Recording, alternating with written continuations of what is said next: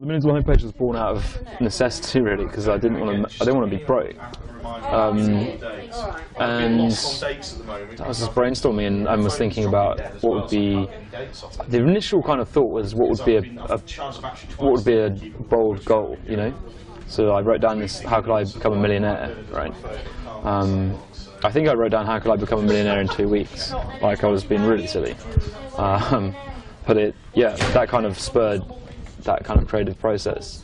But I mean, generally, I don't know, I just sort of, I guess I just look at what's around and ideas sort of just happen to some extent. The Minimal homepage, I knew it sort of, it was quirky enough to get some attention, but to what extent it was going to work, it was difficult to say.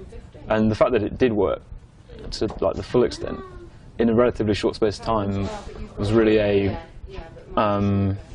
validation of the power of the internet, you know, and how ideas can spread fast, and even faster now. Like that was 5 years ago, and the power lay more with news media, and now the power lies with the individual and social media.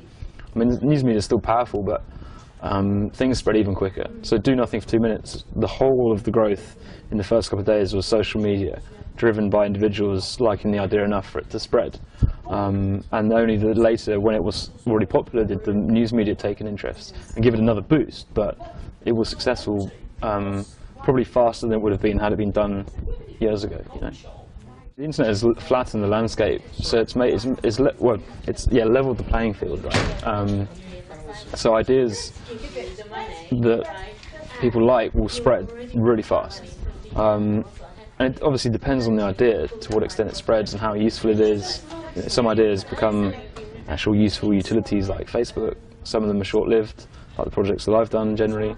But the opportunities, the barriers to launching things is even lower. You know, you can buy a computer, you can buy a few books on programming or design, and you can get something going pretty quickly. And if you can't do it, you can find people pretty easily who can help you. So the barrier to getting an idea out there is really, really low. And there's almost no excuse, if you have an idea, not to try something. You know, if you make time for it, and if you're sort of interested in that. You won't learn anything without trying. You know, it's the old cliches, but they're just all true. And I mean, I've had tons of projects. So I've been doing internet stuff for 10 years. My first couple of projects were reasonably successful and acquired. Then I had some projects didn't work out, then the Minimal homepage, and some more projects didn't work out. I had more failures than successes, but I like to define failure. I saw someone had sort of said failure is really feedback, and I like to define it in that way. You know, you get, you find out what works and what doesn't, and that's what you're doing. It's not about saying that I am a failure. People take things too personally, you know, like you failed, but you're not a failure. You're only a failure if you stop trying. So that's the point. You just got to keep going, keep trying things, and don't give up. Just, you know, if you enjoy what you do and you believe in the ideas that you're doing, then just keep going. Some of them will work, some of them won't, you know. But you only learn by trying. So.